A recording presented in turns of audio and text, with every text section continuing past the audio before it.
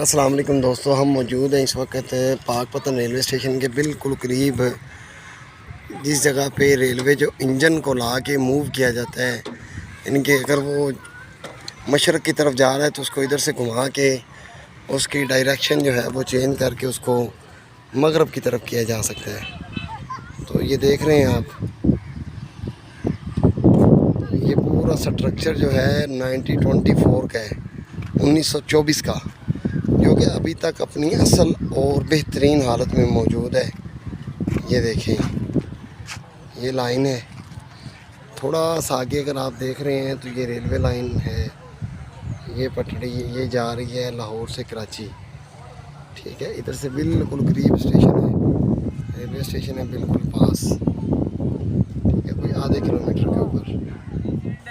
ادھر سے ٹرین آتی ہے، ادھر انجن وغیرہ آتے ہیں اور اس کو موو کر کے واپس بھیجا جاتا ہے،